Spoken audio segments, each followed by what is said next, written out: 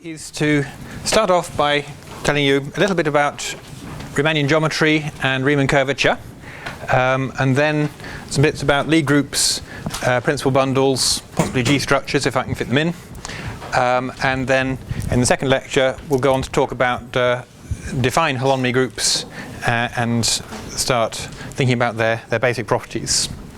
So let's have a section 1.5 on Riemannian geometry.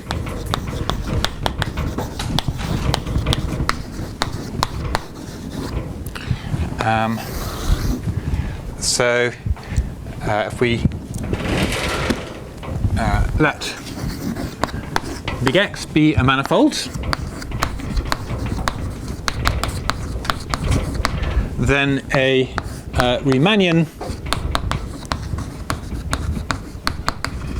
metric is a smooth section G in the sections of the symmetric square of the cotangent bundle. So if you've got the cotangent bundle of X, you can tensor it by itself. That gives things which are like matrices. S2 of T star of X is a subbundle of that of things which are like symmetric matrices. That is tensors G AB with two downstairs indices, which is symmetric. So GAB is GBA. So it's some section of this with an extra condition, which is positive definite. So if you think about this as a matrix, then it's a positive definite matrix of functions broadly. In other words, G of V comma V is greater than 0 if V is a non-zero vector at any point in the manifold. Okay, so the reason this is a good idea is that if X is your manifold and if gamma going from 0, 1 into X is a smooth path,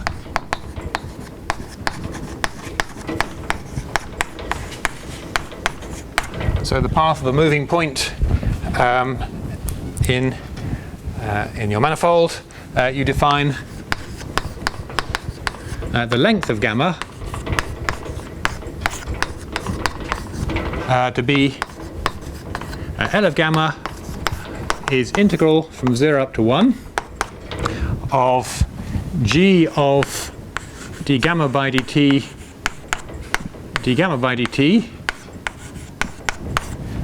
square rooted dt. And that turns out to be a well-behaved definition. So if you've got a Riemannian metric defined as a tensor like this, then using it you can define the length of paths. And this is a very geometric, intuitive definition. If you think about the surface of the Earth as a two-dimensional manifold, then there's a natural metric on it which will enable you to compute the lengths of distances along any path in it. Okay, so that's a very standard thing. Now, there's a theorem which is very basic in the subject, so basic that it's called the fundamental theorem of Riemannian geometry.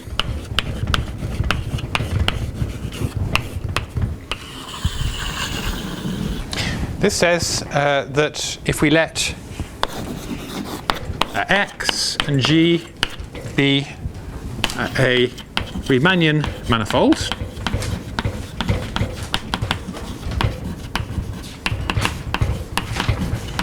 that is a manifold X with a Riemann metric on it, so then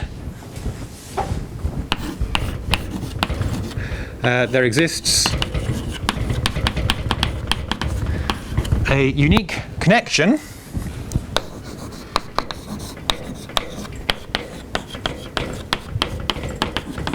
nabla on the tangent bundle Tx,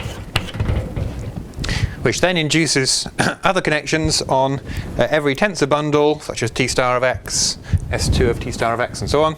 A unique connection nabla on Tx called the Levi-Civita connection. Well, it's unique subject to the conditions that,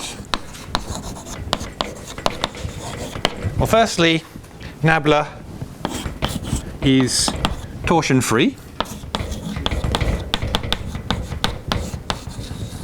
So that's a condition which only makes sense for connections on the tangent bundle, and we kind of agreed that the best connections on the tangent bundle are the torsion-free ones. Nabla is torsion-free, and nabla of G is equal to 0. So as I said yesterday, if you have a connection on Tx, it induces connections on all the tensor bundles, and G is a tensor, so this makes sense. Okay, and so we're going to be interested in the Levi-Civita connection of Riemann metric all the time. So basically, when you have a Riemannian manifold, you're able to differentiate any tensor on that manifold using the Levi-Civita connection. Okay, so the Riemann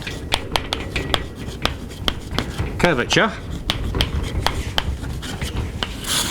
R, which in tensor notation is our A, B, C, D. So one covariant index, 3 contravariant indices. This is the curvature of the connection nabla. You tend to talk about it as the curvature of G, so the Riemann curvature of the metric G. And if you've got a metric, you can use it to raise or lower any index in a tensor. So we also call our lower A, B, C, D, which is G lower A, E, upper E, B, C, D, the Riemann curvature.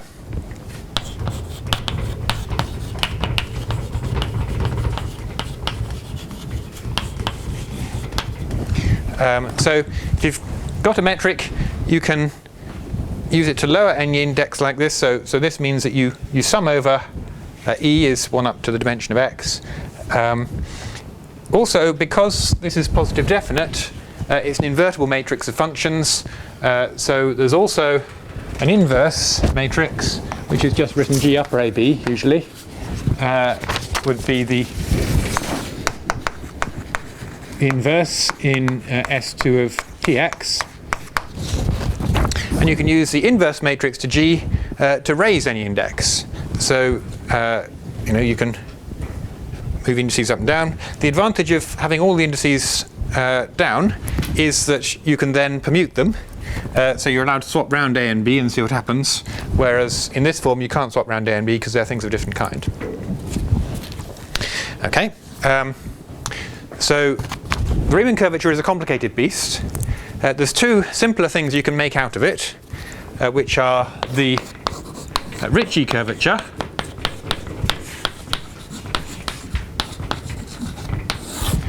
is our lower AB is our, let's say, upper C, A, C, B. So you take the trace on the upstairs index and the middle downstairs index. So you might think, well, there's 3 different ways of taking traces, but in fact, if you take the trace on the A and the B there, you get 0. And if you take the trace on the A and the D, you get minus a Ricci curvature. So there's only really one interesting way of doing this. Okay, so, well, it has R AB is minus R, so plus R, plus RBA. So it's a symmetric tensor. So the Ricci curvature is a tensor of the same kind as the Riemann metric itself, except that it doesn't necessarily have a positive definite condition. And finally, the scalar curvature is the trace of the Ricci curvature. We have to take the trace, let's write this as S. You have to take the trace with regard to the index of the inverse of the matrix, as I said. So now you sum over all A and B's. So this is a smooth function. And okay, so in 2 dimensions, for example, actually the scalar curvature determines everything, and that's called the Gaussian curvature.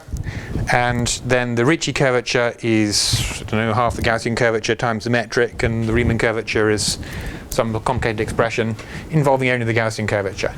So, but then in higher dimensions things get more complicated, and once you're into 4 dimensions and so on, then the Riemann curvature has lots of bits to it.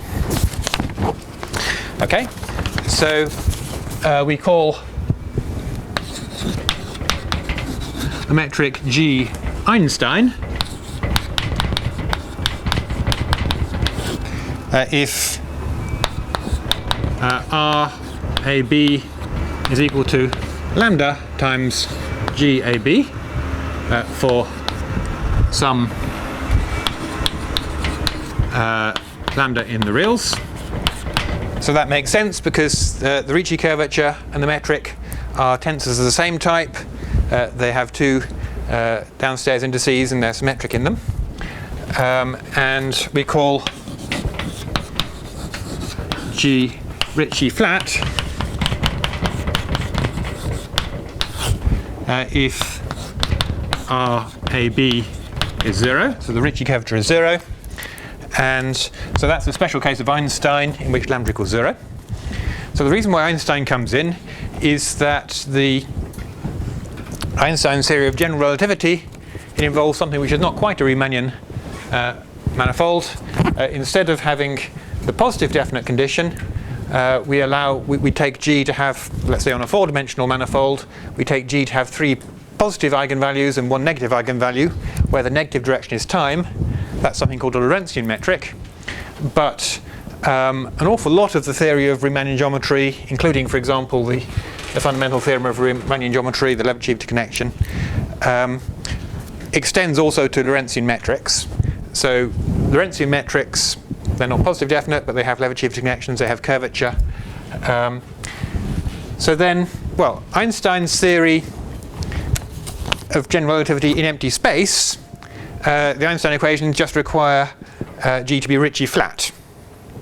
If you insert a cosmological constant, which might be something to do with dark energy or something, if you're a bit more fashionable, then you get the Einstein equation. This would be the equations for empty space with the cosmological constant. More generally, Einstein's equations basically prescribe the Ricci curvature of your Lorentzian metric in terms of what the matter in the space and what it's doing. So the Ricci curvature is a really important thing for physics. Okay.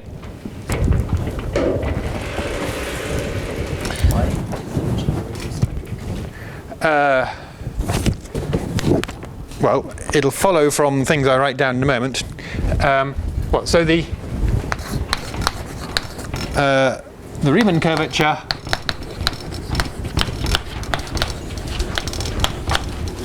satisfies the identities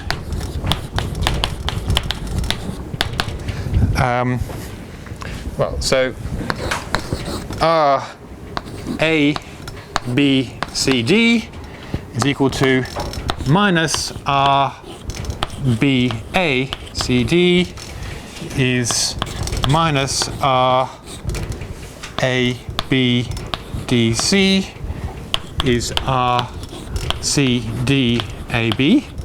So these are symmetry. So the symmetry of the Riemann curvature, of the Ricci curvature, will follow from these somehow. I guess actually from that equals that. Then you take a trace, you'll see it. But in the end, there's an explicit formula for, if you choose coordinates, there's an explicit formula for the Christoffel symbols of nabla using, in terms of the components GAB of the tensor G in coordinates, and then you can write down an explicit formula for the Ricci for the Riemann curvature, which is rather complicated, but it involves second derivatives of the metric and then first derivatives of the metric and things like that. And in the end, it's just an explicit formula.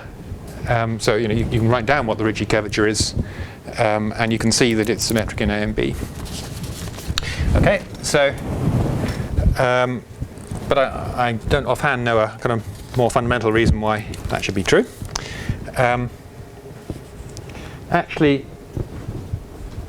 if you had a connection with torsion, I think you'd have asymmetry in the Ricci curvature. So that might be something to do with it. Okay, so R A B C D plus R A C D B plus R A D B C equals 0. That's the first Bianchi identity. And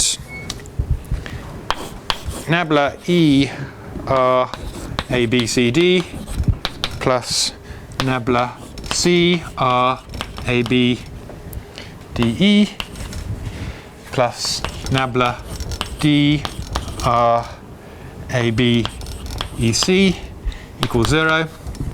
It's the second Bianchi identity.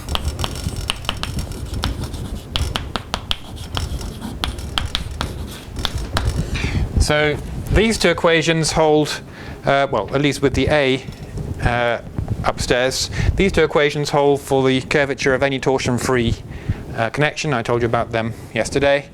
These are more to do with Riemann curvature, I think. Okay, and yeah, you can basically just verify these by finding out what the formula for R is in coordinates. So these are all going to be rather important later, particularly when we get to Berger's theorem, because it's going to turn out that there's a very deep connections between the Holomny group of Riemannian metric, which is hopefully we'll get to later on this morning, and its curvature. So the Lie algebra of the Holomny group is kind of living in these first two indices of the curvature tensor, for example.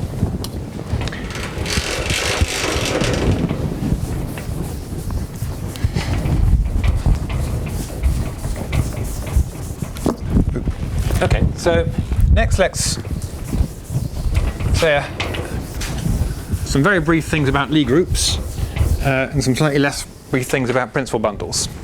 So I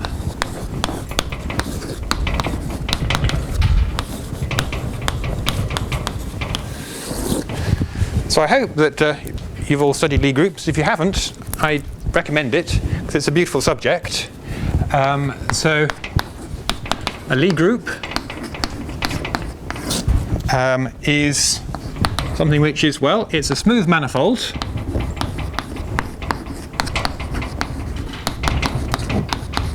G. So it's a set G with the topological space structure and a smooth manifold structure, and which has the structure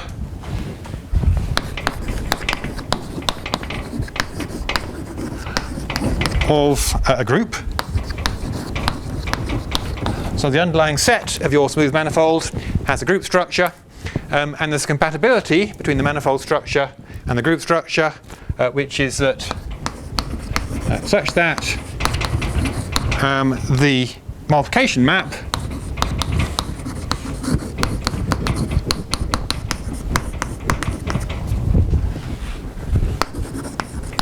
which we'll write as mu, going from G cross G into G, and the inverse map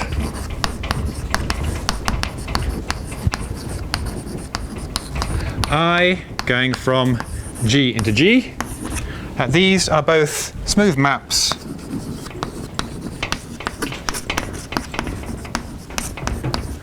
of manifolds.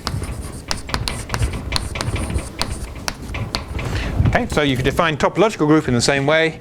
You could say it's a topological space G with the structure of a group such that mu and I are continuous.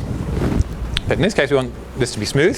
So the one reason why the subject of Lie groups is such a nice subject is that ideas from lots of different directions come together. So you can use ideas about manifolds such as dimension. You can use ideas about topological spaces such as connectedness, simple connectedness, and you can use ideas about groups like abelian or non-abelian and so on. And you can also use ideas about manifolds such as tangent spaces. So there's lots of different tools you can use to study these things. And because of this, Lie groups are very well understood.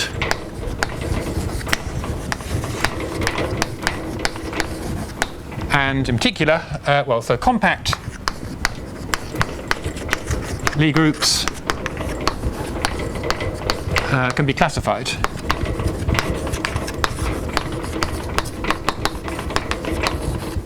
So, up to questions of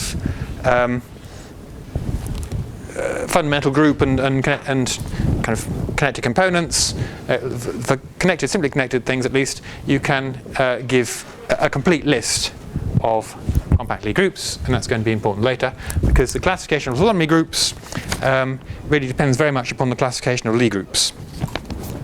And one of the main tools is that if big G is a Lie group, then the Lie algebra is, well, you usually write it as a kind of curly G. That's in math frac, if you like latex. But this is just the tangent space, or one way of writing it is the tangent space to the manifold G at the identity 1, the identity of the group, which is thought of as a real vector space. And then by differentiating the multiplication map mu at 1 and doing clever things, you can define an algebraic operation, the Lie bracket,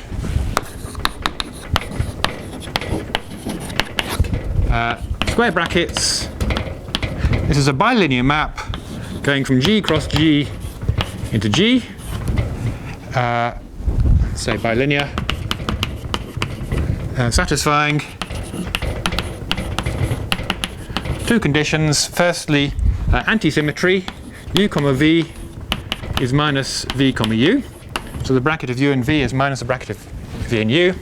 And then secondly, the Jacobi identity, bracket of u against bracket of v and w, plus the cyclic permutations of this.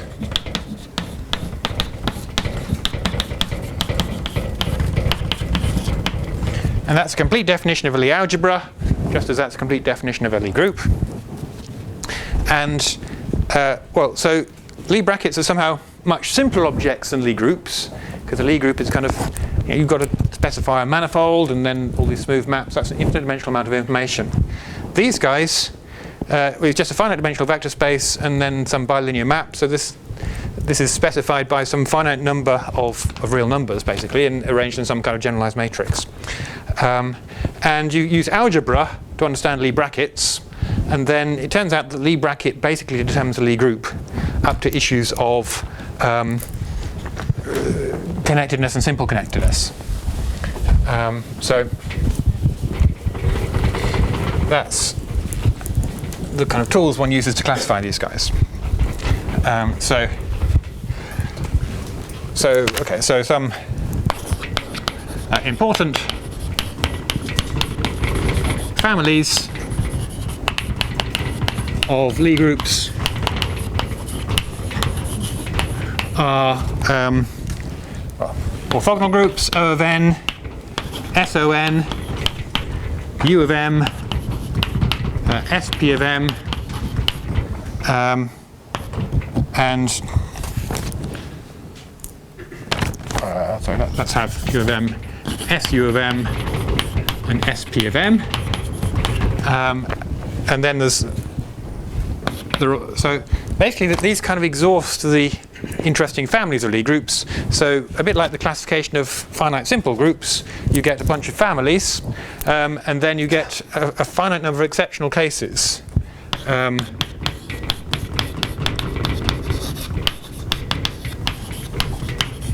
So there are 5 of these. Well, G2, F4, E6, E7, and E8.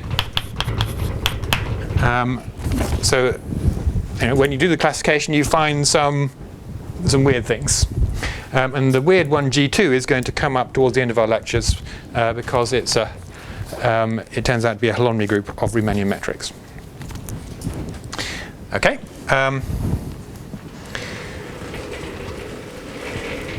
So, and has anybody not studied Lie groups? Excellent. Okay. Right. So let's now talk about principal bundles.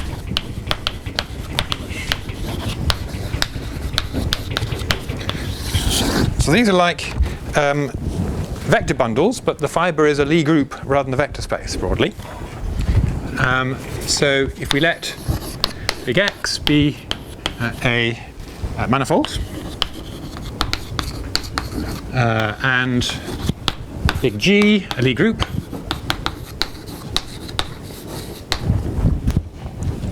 so then a principal G bundle.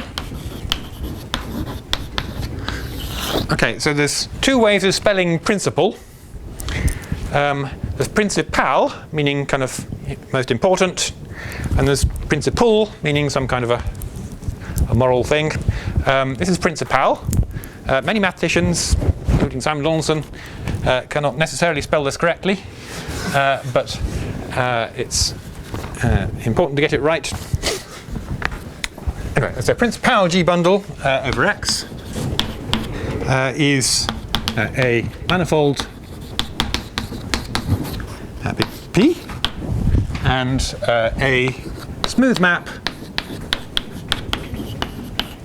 pi going from P into X, and a smooth G action on P, such that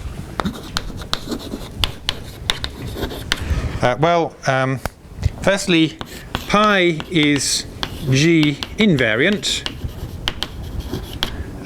so that means that pi of gamma dotted with little p is equal to pi of p for gamma in G and little p in big P. So the G action on P doesn't change the map pi. And, well, let's say big X can be covered by open sets U in X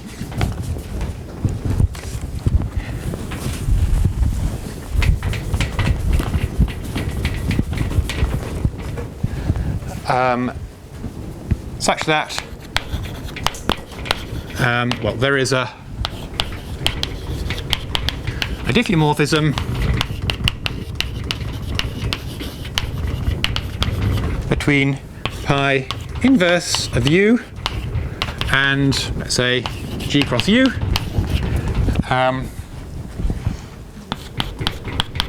and we get a diagram.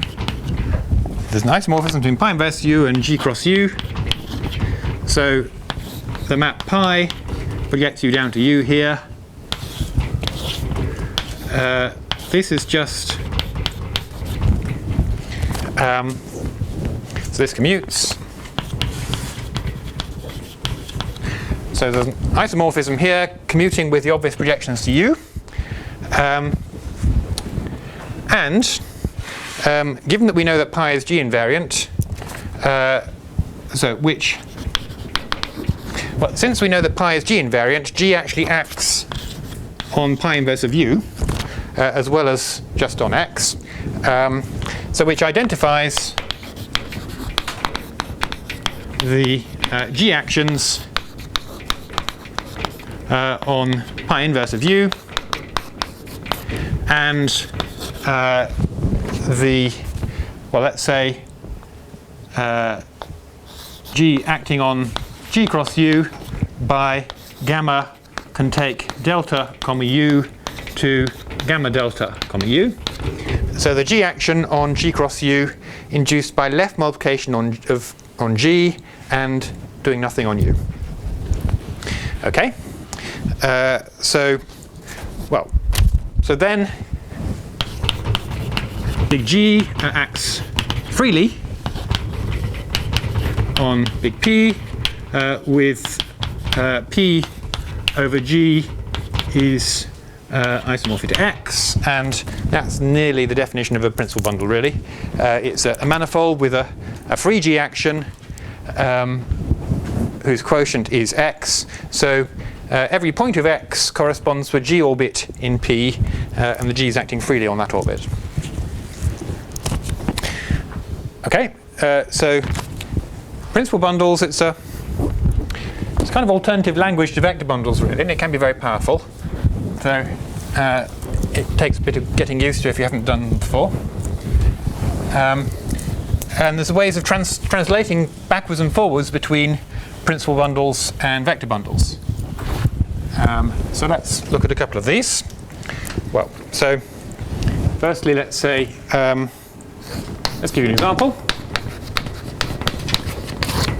If we let X be a manifold, let's say of dimension n, so for short, an n manifold. And then we define every manifold has a natural principal bundle attached to it called the frame bundle. So the frame bundle F over X. This is a principal GL n comma r bundle, where n is the dimension of X. This is a general linear group of rank n. This is principal over X.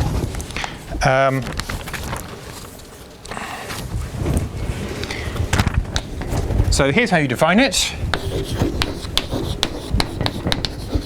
Big F is the set of all points, or the set of all n plus 1 tuples of little x, E1 up to En, such that little x is a point in big X, and E1 up to En is a basis for the tangent space T little x to big X. Okay, so that defines it as a set. And if you want to define it as a manifold, well, perhaps the easiest way would be to say, well, F is contained as an open subset of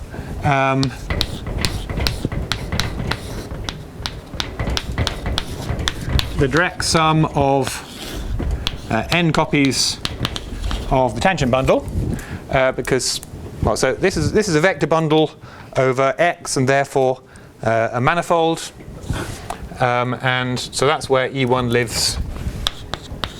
That's where En lives. And the condition that an n-tuple of vectors is a basis is an open condition on n-tuples of vectors. It's just some determinant being non-zero. So that is an open subset, and therefore a submanifold. So this defines the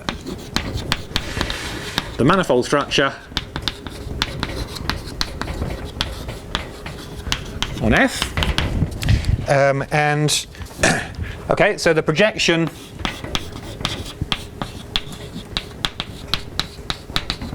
pi going from F into X just forgets the basis EI. So it maps X E1 up to En, maps to X. And the other thing we need to define is the action of the group GLN, R on F. And this acts by change of basis. So the GLN, R action is, well, so let's write an element of GLN, R as a matrix big A I J for I and J is 1 up to N. So this matrix is going to act on the point X E1 up to En. Well, so the point X doesn't change. And then what you do with the basis is you change basis using Aij. So let's have a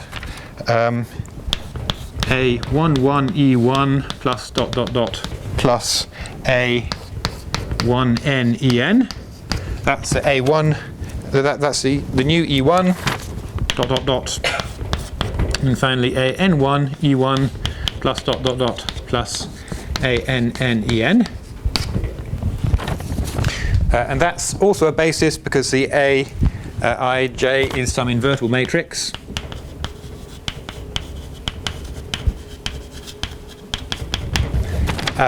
So that is,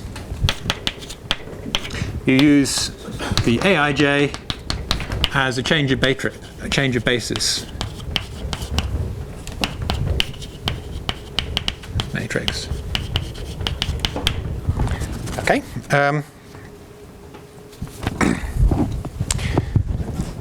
So that's a fundamental example of a principal bundle.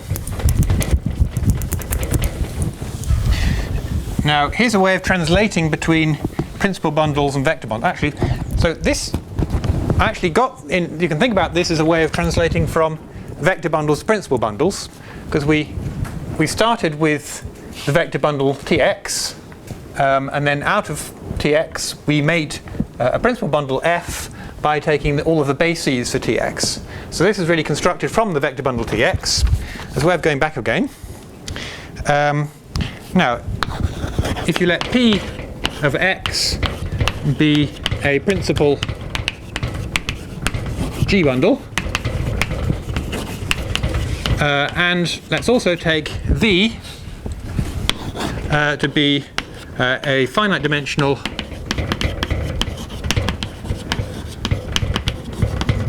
representation of the Lie group G. So G maps into the general linear group of V as a morphism of Lie groups. So then you can take the product P cross V and you can divide it by G, where G acts on P by the principal bundle action and it acts on V by the linear representation action. So this is a vector bundle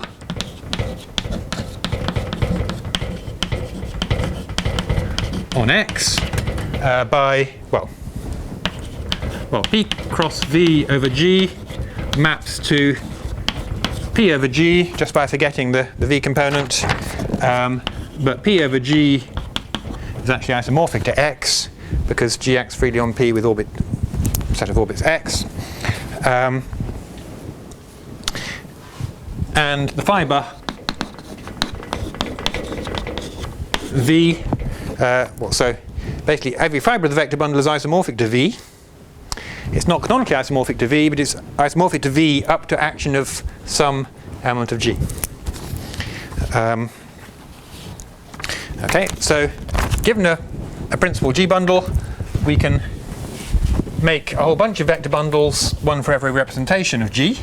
And actually, using the theory of Lie groups, we can also classify representations of Lie groups. So we can say a lot about these things using algebra. Okay, so for example,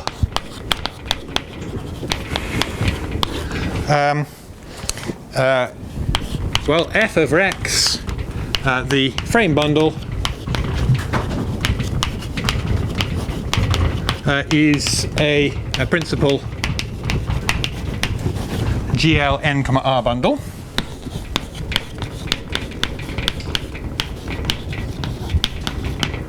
Okay, so let's take V is R to the n to be the standard representation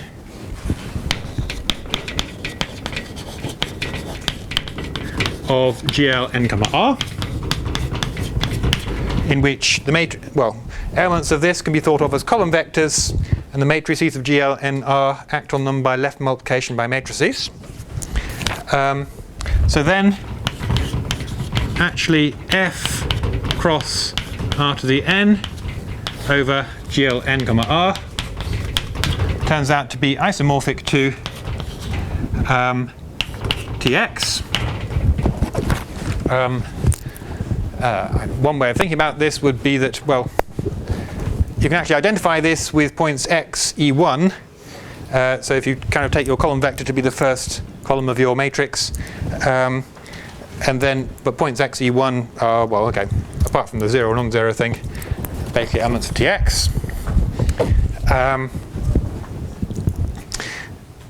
Okay, but also,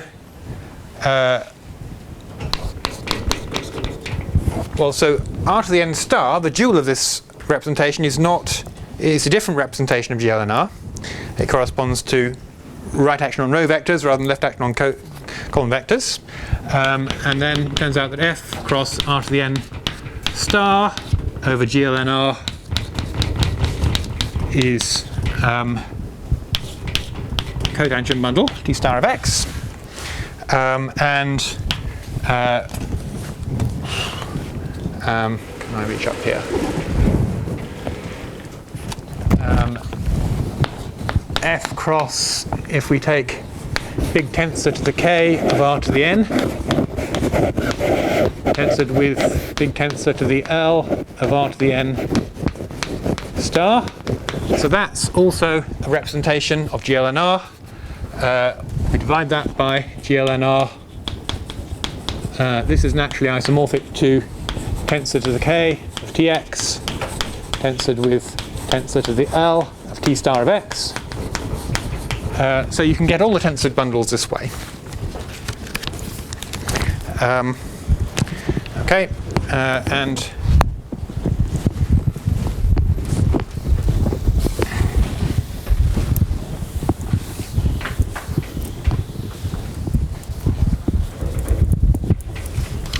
so finally, there is a notion of connection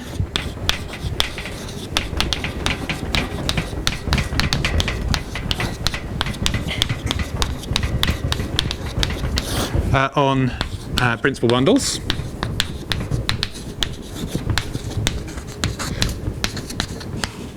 Okay, so the way I'm going to define it doesn't look very much like the way I define connections on vector bundles, but it can be related to it. So a connection is a G invariant vector subbundle H contained in TP, which you think about as kind of horizontal subspaces.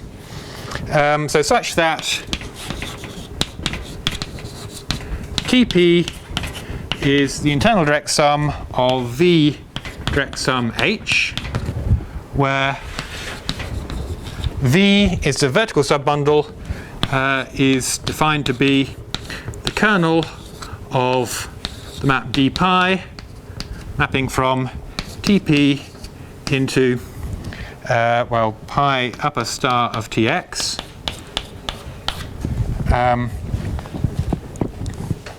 This is called the vertical subbundle.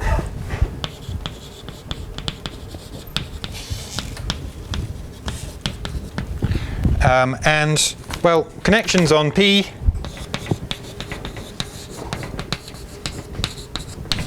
induce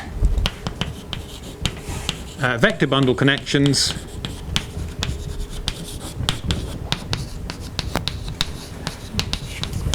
on all vector bundles connected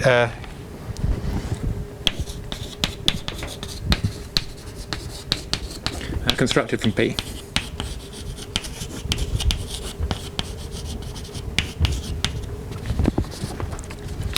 Okay, and also, well, connections on principal bundles have curvature. A notion of curvature, which is very similar to the vector bundle notion of curvature of vector bundles. So a connection at H on P has curvature R of H, and this is a section of a vector bundle big add of P tensored with the two forms on X, where big add of P is a vector bundle on X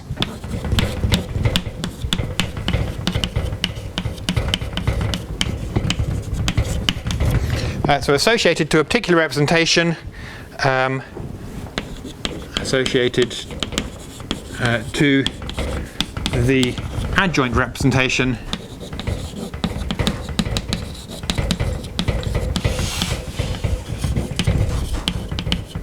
of the Lie group big G on the Lie algebra little g. Okay, and basically this connection, this curvature also corresponds under a kind of suitable map of vector bundles on X to the curvature of all of the vector bundles you can construct from the principal bundle. So yeah, there's this principal bundle, it's kind of alternative language to vector bundles, which it can be very useful, especially in thinking about holonomy groups. Okay.